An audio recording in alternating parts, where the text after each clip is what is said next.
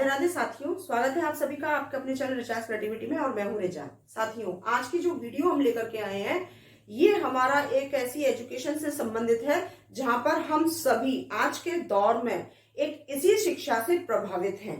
और आप ये जैसा कि ये देख रहे होंगे, दूरस्थ शिक्षा यानी कि डिस्टेंस एजुकेशन, क्योंकि आपके और हमारे बीच में बहुत सारी लंबी दूरी है, लेकिन फिर भी आप भी ज्ञान प्राप्त करना चाहते हैं तो आप भी प्राप्त करते हैं, मैं भी ज्ञान देना चाहती हूं तो मैं भी ज्ञान देती हूं, और बड़े आराम से सुलभता के साथ हम इस एजुकेशन को लेते और देते आराम से है।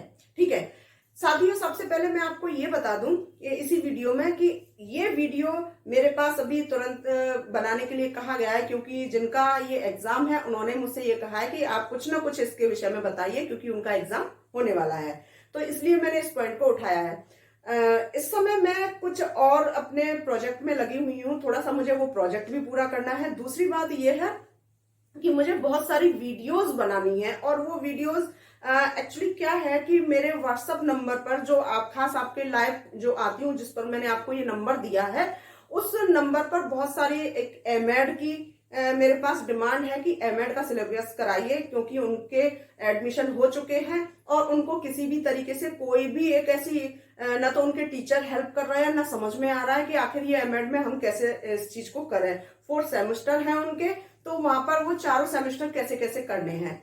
ठीक है, तो मैं उससे संबंधित मेरे पास सिलेबस आ चुका है, तो मुझे वो कंप्लीट कराना है। दूसरा, जो असिस्टेंट प्रोफेसर हायर एजुकेशन में जो वैकेंसीज निकली हैं, उसमें एजुकेशन और बीएड का सिलेबस मेरे पास आ चुका है, और उससे भी संबंधित मेरे पास ये बहुत सारी धारणाएं आई हैं कि आप इसको भी फॉलो कीजिए और इसको जल्दी से जल्दी हमें प्रोवाइड कराइए, ताकि वो भी अपनी एजुकेशन को जारी रखें और एग्जाम क्लियर कर सकें। तीसरा, मेरे पास सुपर टेट के लिए भी डिमांड आई है कि सुपर टेट को भी आप कराइए। तो अब आप खुद सोच सकते हैं कि मेरे पास इस समय बिल्कुल भी समय ऐसा नहीं है, लेकिन फिर भी मैं इसमें लगी रहती हूँ।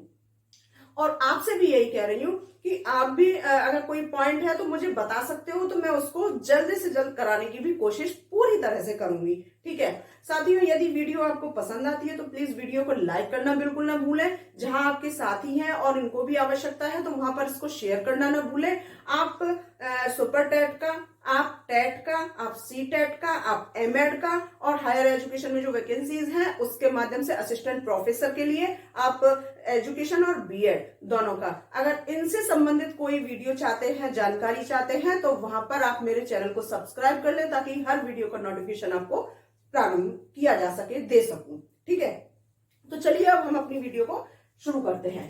साथियों, जैसा कि आप ये देख रहे हैं कि दूरस्थ शिक्षा यानी कि डिस्टेंस एजुकेशन।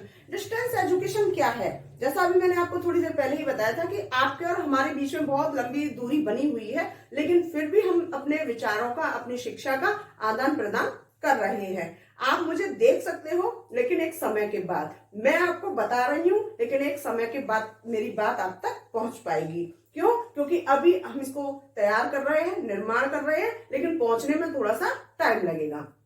तो यहाँ पर ये माध्यम हमारा एक डिस्टेंस एजुकेशन के अंतर्गत आ जाता है। अब हम यहाँ पर थोड़ा सा ये भी देख लेते हैं, इसकी डिटेल भी देख लेते हैं कि दूरस्थ शिक्षा अनौपचारिक शिक्षा यानी कि नॉन फॉर्मल एजुकेशन की आधुनिक प्रणाली है। साथ साथ मैं आपको ये भी बताती जाऊंगी कि कहां पर आपका ऑब्जेक्टिव क्वेश्चन बन रहा है, जो कि आगामी एग्जाम में आपको बहुत ही सहायता देगा। जैसे कि आप जानते हैं कि दूरस्थ शिक्षा अनौपचारिक शिक्षा, अनौपचारिक मतलब जहां पर किसी भी सीमा का कोई बंधन नहीं होता, न कक्षा होती है, न समय होता है, न स्थान होता है, न कोई ऐसा शिक्षक होता है जो आपको एक रूप से, विधिवत रूप से आपको कोई पाठ्यक्रम, कोई ज्ञान आपको देने वाला है। तो इस प्रकार की शिक्षा हमारी अनौपचारिक शिक्षा, नॉन फॉर्मल एजुकेशन के अंतर्गत आती है, और डिस्टेंस एजुकेशन हमारी यही एजुकेशन है। तो ये आपका ऑब्जेक्टिव क्वेश्चन बन गया कि दूरस्थ शिक्षा अनौपचारिक शिक्षा की एक आधुनिक प्रणाली, ये भी एक आधुनिक प्रणाली जो हमारा एक शब्द आया है, ये भी आपके ऑब्जेक्टिव क्वेश्चन के अंतर्गत आता है। ये आधुनिक प्रणाली है, इसमें शिक्षक व छात्र का संबंध दूर का होता है। जैसे ये अभी मैंने आपको बताया, आपका और हमारा संबंध बहुत दूर का है, तो यहाँ पर शिक्षक और छात्र दोनों का जो संबंध होता है वो दूर का होता है। इसे पत्राचार शिक्षा अथवा करस्पॉन्डेंस कोर्स भी कहा जाता है। इसे पत्राचार कोर्स इसलिए कहा जाता है क्योंकि यहाँ पर पहले जब ये शिक्षा प्रारंभ हुई थी, दूरस्थ शिक्षा, उस समय के बहुत कम साधन ऐसे थे जो कि आज के समय को हम देखते हुए बता सकते हैं कि केवल एक पत्र के माध्यम से छात्र के द्वार तक इस प्रकार की शिक्षा को पहुंचाया जाता था।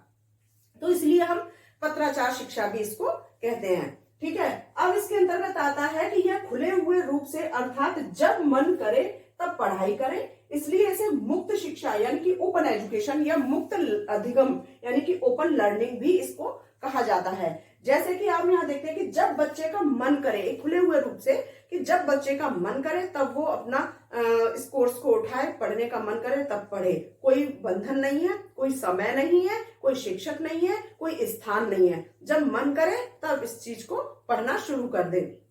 अब यहाँ पर उदाहरण के तौर पे आपको बता देती हूँ कि जैसे ये वीडियो अभी मैं बना रही हूँ, लेकिन जब तक आपको पहुंच पाएगी तब आपका मन करेगा तब आप इसको पढ़ पाओगे। जिसको आवश्यकता अभी है वो इसको जैसे ही मैं इसको अपलोड करूंगी तुरंत पढ़ लेंगे, किसी को कुछ लंबे समय बाद, किसी को और लंबे समय, किसी को और सालों बाद, जब आवश्यकता होगी वीडियो ओपन होगी आप इसको पढ़ेंगे। तो इसमें कोई समय का कोई बंधन नहीं होता। ठीक है, और इसीलिए जब समय का बंधन नहीं होता इसे मुक्त शिक्षा, खुले हुए रूप से यानी कि ओपन एजुकेशन या मुक्त अधिगम, अधिगम मतलब होता है सीखना, यानी कि ओपन लर्निंग भी इसको कहा जाता है। तो ये भी हमारा यहाँ पर ऑब्जेक्टिव क्वेश्चन है। ठीक है, तो इस तरीके से यहाँ पर दूरस्थ शिक्षा का अर्थ क्या है ये आपको बताया। अब इस शिक्षा में छात्र व शिक्षक आमने सामने बैठकर व्याख्यान सुनने का अवसर नहीं, बल्कि खुले रूप से संप्रेषण के साधनों द्वारा छात्र के द्वार तक यह शिक्षा पहुंचाई जाती है, इसलिए इसे दूरस्थ या मुक्त शिक्षा कहा जाता है। जैसे कि यहाँ पर छात्र व शिक्षक आमने सामने नहीं बैठे होते, एक कक्षा के अंतर्गत छात्र और शिक्षक दोनों ही इन्वॉल्व होते हैं। पाठ्यक्रम होता है, एक समय होता है, एक जो कि निश्चित होता है, एक कक्षा होती है जो कि निश्चित होती है, एक पाठ्यक्रम होता है जो कि निश्चित होता है। अब वहां इस सभी चीजों को निश्चित तौर से देखा जाता है और उसी के अकॉर्डिंग वहां पर अपने विचारों का आदान प्रदान किया जाता है। परंतु इस एजुकेशन के यानी कि डिस्टेंस एजुकेशन के अंतर्गत क्या होता है, यहाँ पर छात्र और शिक्षक दोनों आमने सामने नहीं होती है। क्यों? क्योंकि कभी जब जैसे अपनी स्वेच्छा से जब छात्र को टाइम मिला तब वो किसी विद्यालय में, ऐसे विद्यालय में जहां पर इस शिक्षा की व्यवस्था रखी गई है, ऐसी यूनिवर्सिटीज में जाकर के अपना एडमिशन लेते हैं, तो वहां पर शिक्षक नहीं देखने को मिलते। ठीक है, अब वहां पर कब लेकर आए, कैसे लेकर के आए, क्या पढ़ना है, एडमिशन ले लिया, अब घर कुछ पेपर्स आपको मिल गए, उन पेपर्स के माध्यम से आपने पूरी जानकारी अपने आप जो लेनी थी वो ले ली, वहां पर किसी से विचार विमर्श नहीं किया। ठीक है, ये हो गया। तो यहाँ पर एक खुले हुए रूप से होता है, ना कि आमने सामने बैठकर व्याख्यान सुना जाए। अब यहाँ पर देखा है कि संप्रेषण के जो साधन है उसी के माध्यम से जो भी इस तरह से पत्राचार के भेजने के, इस एजुकेशन को देने के, भेजने के, बच्चों को पहुंचाने के लिए जो भी साधन होते हैं वो उनके बच्चों के द्वार तक पहुंचाई जाती है, और इसीलिए इसे दूरस्थ शिक्षा या मुक्त शिक्षा के नाम से जाना जाता है। तो यहाँ पर हमने ये देखा कि जो छात्र घर बैठकर उसके दरवाजे पर किसी भी प्रकार की सामग्री आती है जिससे कि वो अपना ज्ञान बढ़ाता है, किसी डिग्री को प्राप्त करता है, तो वो शिक्षा हमारी दूरस्थ डिस्टेंस या मुक्त शिक्षा या ओपन एजुकेशन या ओपन लर्निंग के नाम से जानी जाती है। ठीक है, तो ये तो आपका दूरस्थ शिक्षा हो गया। अब बात आती है दूरस्थ शिक्षा का प्रयोग, यानी इसका प्रादुर्भाव कब हुआ था और कैसे हुआ था। तो यहाँ पर मैं आपको बता दूं कि इस शिक्षा का प्रयोग सन 1982 से प्रारंभ हुआ था।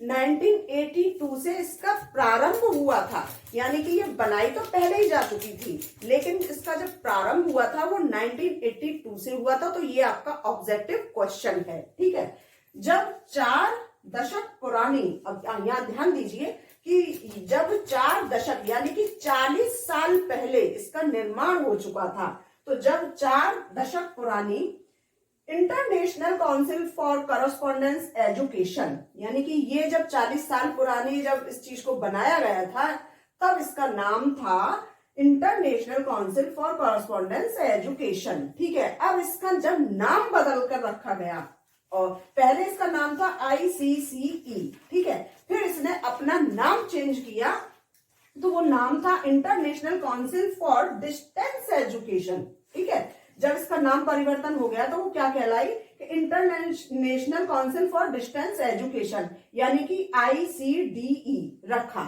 जब इस नाम को रखा तब ये प्रयोग प्रारंभ हुआ। उससे पहले इसका प्रयोग नहीं, ये केवल वैसे ही प्रचलित थी, परंतु एक सही रूप से 1982 में इसका प्रारंभ हुआ था। तब जाकर के जो छात्र किसी भी तरीके से, जो व्यक्ति किसी भी तरीके से अपने व्यवसाय को छोड़ नहीं सकता, अपने समय को गंवा नहीं सकता, या कोई अन्य कारण भी उसका हो सकता है जिसकी वजह से वो एजुकेशन लेने से वंचित रह गया हो, तो ऐसे जो छात्र हैं या व्यक्ति हैं, आगे की अपनी कोई बढ़ोतरी के लिए या अपनी खुद की इच्छा के लिए अगर वो किसी भी प्रकार की एजुकेशन लेना चाहता है, तो ऐसे व्यक्तियों को ही मद्देनजर रखते हुए डिस्टेंस एजुकेशन का जन्म हुआ था। तो यहाँ पर आपने ये देखा कि दूरस्थ शिक्षा का अर्थ क्या है और दूरस्थ शिक्षा का प्रयोग कब हुआ था। अब हम इसको दिखाते हैं आपको कि इसकी डेफिनेशन कौन कौन सी है। तो आइए आपको दिखाते हैं डेफिनेशन। अब हम यहाँ पर ये देखते हैं कि इसकी जो परिभाषाएं हैं डिस्टेंस एजुकेशन की, वो इस प्रकार से है जो कि बहुत ही महत्वपूर्ण रूप से है, और इसके शब्दों को अगर हम समझें तो अच्छे से समझ में आ जाएगा कि आखिर डिस्टेंस एजुकेशन क्यों बनी और इसका तात्पर्य क्या रहा है और ये क्यों उपयोगी है, और एक भावात्मक रूप से है, एक जिसमें सच्चाई होती है, वो चीज इसके अंतर्गत क्यों नहीं है। देखिए, जैसे कि हम पहले रूप से इसमें देखते हैं, इसकी जो डेफिनेशन है पहली है जैक फॉक्स महोदय ने कहा है कि दूरस्थ शिक्षा अधिगम विधि की कुछ ऐसी विशेषताओं को प्रकट करती है जो शिक्षा संस्थाओं की अधिगम विधि से भिन्न है। यानी कि जो जैक फॉक्स महोदय हैं, उन्होंने कहा है कि दूरस्थ शिक्षा अधिगम विधि की, जो दूरस्थ डिस्टेंस एजुकेशन है, वो अधिगम विधि की, यानी कि एक सीखने की जो कला होती है उसकी कुछ विशेषताओं को प्रकट करती है जो शिक्षा संस्थाओं की अधिगम विधि से भिन्न है। क्यों?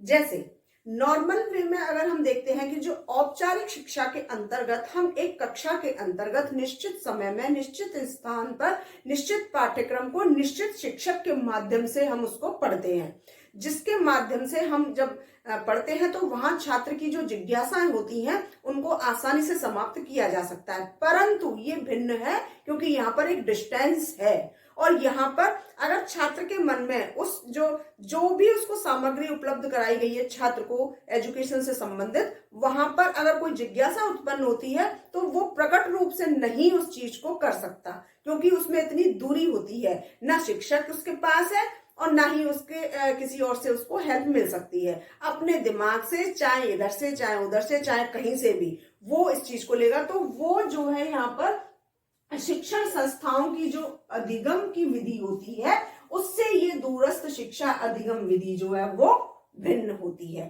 ठीक है, ऐसा कहा है जैक फॉक्स ने। दूसरा हम देखते हैं पीटर्स महोदय ने कहा है कि दूरस्थ शिक्षा अप्रत्यक्ष अनुदेशन की विधि, अप्रत्यक्ष अनुदेशन यानी कि कुछ ऐसे इंस्ट्रक्शंस दिए जाते हैं जिस चीज को एक छात्र को फॉलो करना अनिवार्य हो जाता है, और अगर उनको वो फॉलो नहीं करता तो वो पढ़ नहीं पाएगा। तो यहाँ पर दूरस्थ शिक्षा के अंतर्गत कुछ ऐसे अनुदेशन दिए जाते हैं, इंस्ट्रक्शंस दिए जाते हैं जिसमें शिक्षक तथा छात्र में दोनों के बीच में भौगोलिक एवं भावात्मक पृथकता रहती है। भौगोलिक यानी कि स्थान और भावात्मकता यानी कि इमोशंस, जो भी उसके अंदर जिज्ञासाएं होती हैं, इन सब में जो है शिक्षक और छात्र के अंतर्गत जो होती हैं वो बिल्कुल अलग अलग होती हैं। ना ही छात्र शिक्षक से प्रभावित हो सकता है और ना ही शिक्षक छात्र से प्रभावित हो सकता है। तो यहाँ पर ये चीजें पृथकता होती है, जबकि मुख्य धारा में शिक्षक एवं छात्र का कक्षा में संबंध सामाजिक नियमों पर आधारित रहता है। अब यहाँ मुख्य धारा हमारी वो चीज होती है जो कि औपचारिक शिक्षा के अंतर्गत आती है, यानी कि जो औपचारिक शिक्षा कराई जाती है उस चीज को यहाँ पर मुख्य धारा इन्होंने बताया है कि यहाँ पर शिक्षक और छात्र का कक्षा में जो संबंध होता है वो एक सामाजिक नियमों पर आधारित होता है, जो कि यहाँ पर एक सामाजिक नियमों के अंतर्गत जब हम जाते हैं, मिलते हैं अपने अन्य सहपाठियों से, अपने शिक्षकों से, तो वहां का एक वातावरण इतना अच्छा होता है कि वहां पर अपनी समस्याओं का जो है निराकरण आराम से किया जा सकता है। और दूरस्थ शिक्षा में यह संबंध प्रौद्योगिक नियमों पर आधारित होता है, यानी कि टेक्निकल जो हमारी मेथड्स होते हैं उन्हीं के ऊपर ये जो है आधारित होता है। अब जब टेक्निकल किसी चीज को रखेंगे, आप खुद सोचिए कि एक रोबोट है और एक इंसान है, दोनों के अंतर्गत क्या भिन्नताएं पाई जाती हैं। जो भिन्नताएं आप समझ रहे हैं, तो फिर यहाँ पर एक टेक्निकल रूप से अगर हम कहें कि उसके अंदर कुछ फीलिंग्स आ सकती हैं, तो ये पॉसिबल नहीं है। ठीक उसी तरीके से दूरस्थ शिक्षा के अंतर्गत भी यहाँ पर जो इंस्ट्रक्शंस दिए जाते हैं उसी को फॉलो करना होता है। जिज्ञासाएं जो है वो अपने आप ही उठती हैं और अपने आप ही समाप्त हो जाती हैं, बस उसको एग्जाम देने से मतलब होता है। तो ये सारी चीजें यहाँ पर इसमें इन पीटर्स महोदय ने बताई है कि यहाँ पर जो भौगोलिक और भावात्मक है वो इस दूरस्थ शिक्षा में बिल्कुल दूर होती है। ठीक है, तीसरा आता है बोझ होमवर्क। इन्होंने कहा है कि दूरस्थ अध्ययन या दूरस्थ अध्ययन कोर्स एक कृत्रिम संवाद संबंधी अधिगम अवसर है, जिसमें सीखने वाले संगठन के बीच की भौगोलिक दूरी को एक कृत्रिम निर्देशक द्वारा समाप्त किया जाता है। अब यहाँ पर बोझ होमवर्क ने कहा है कि दूरस्थ अध्ययन या दूरस्थ अध्ययन कोर्स दोनों को एक कृत्रिम संवाद संबंधी अधिगम अवसर है, यानी कि एक आर्टिफिशियल बनावटी रूप है। ये एक इसे डिस्टेंस एजुकेशन का ये जो रूप है, पत्राचार का जो माध्यम है, वो एक बनावटी माध्यम है, क्योंकि इसको इंसान के द्वारा बनाया गया है। औपचारिक शिक्षा हमेशा प्राकृतिक होती है, नेचुरल होती है, बट यहाँ पर अनौपचारिक शिक्षा जो होती है उसके लिए हमें पूरा माहौल तैयार करना पड़ता है। इसलिए इसको इन्होंने जो है एक आर्टिफिशियल रूप बताया है, कृत्रिम संवाद बताया है, जिसमें अधिगम का अवसर उसी के हिसाब से एक बनावटी रूप से होता है, जिसमें सीखने वाले संगठन के बीच की जो भौगोलिक दूरी होती है, जो स्थान होता है, वो एक कृत्रिम निर्देशक के द्वारा समाप्त किया जाता है। एक बनावटी रूप के माध्यम से ही इसको अंतिम रूप दिया जाता है। जिस तरीके से बनावटी रूप में इसको बनाया, उसी तरीके से इसको समाप्त भी किया जाता है। तो यहाँ पर आपने ये देखा इस वीडियो के अंतर्गत कि किस तरीके से इसका अर्थ था, किस तरीके से इसको प्रारंभ हुआ था और किस तरीके से इसकी डेफिनेशन है, जिसके माध्यम से यहाँ पर विभिन्न विचारकों ने अपने अपने विचारों के माध्यम से डिस्टेंस एजुकेशन को बताया कि डिस्टेंस एजुकेशन क्या है। और हम केवल इसको एक छोटे से रूप में देखते हैं कि जब एक व्यक्ति को, छात्र को जैसे भी उसके सुविधानुसार आवश्यकता पड़ती है, अपने घर में रहते हुए, अपने कार्य को बंद ना करते हुए इस शिक्षा को वो प्राप्त कर सकता है अपनी आवश्यकता अनुसार। चाहे वो उसकी आवश्यकताएं उसके एक व्यावसायिक तौर से हो, चाहे उसकी आवश्यकताएं एजुकेशन के आधार से, उसको और ज्यादा ज्ञानी बनने के हो, डिग्री लेने के आधार से हो, या उसका प्रमोशन के आधार से हो, किसी भी तरीके से हो, उसको एक डिस्टेंस एजुकेशन एक माध्यम ऐसा बनाया गया है जिसके माध्यम से वो अपनी शिक्षा में बढ़ोतरी कर सकता है जब समय मिले। इसमें कोई आयु सीमा नहीं होती है, इसमें कोई स्थान नहीं होता है, इसमें कोई इस तरह से बंधा हुआ एक कक्षाएं नहीं होती है, बंधा हुआ एक पाठ्यक्रम नहीं हो सकता है। तो उसके माध्यम से इस चीज को यहाँ पर रखा गया है। तो आशा करती हूँ कि दूरस्थ शिक्षा यानी कि डिस्टेंस एजुकेशन क्या है, ये आपको समझ में आ गया होगा। अगली वीडियो में इससे संबंधित में उद्देश्य वगैरह, इसके प्रकार है, इसके नियम है, बहुत सारी चीजें हैं, वो मैं आपको धीरे धीरे करके बताती चली जाऊंगी। तो आशा करती हूँ आपको वीडियो पसंद आई होगी, आपके ये काम की भी हो सकती है। तो इसीलिए प्लीज वीडियो को आप लाइक करना बिल्कुल ना भूलें, इसको शेयर कर दीजिए वहां जहां आपके सहपाठी हैं। और पहली बार चैनल पर आए तो प्लीज चैनल को आप सब्सक्राइब करना ना भूलें, ताकि आपको हर वीडियो का नोटिफिकेशन मिले। और मैं आपको फिर से एक बार बता देती हूँ कि जल्दी ही मेरी अगली 3 विषय के आधार पर मेरी क्लासेस शुरू होने वाली हैं, जिसमें सुपर टेट की तैयारी कराई जाएगी, जिसमें एमएड की कक्षाएं मैं आपकी लूंगी। और इसके बाद मैं आपका यहाँ पर जो हमारा उच्चतर हायर एजुकेशन से संबंधित जो वैकेंसीज निकली हैं उसकी भी तैयारी कराऊंगी। तो आप कहीं नहीं जाइएगा, चैनल को छोड़ करके प्लीज प्लीज प्लीज चैनल को आप सब्सक्राइब जरूर कर लीजिएगा। अगर आपका खुद का अपना कोई पॉइंट है, आप मुझे उसको बता सकते हो, ताकि मैं आपको समय से वीडियो दे सकूं। वीडियो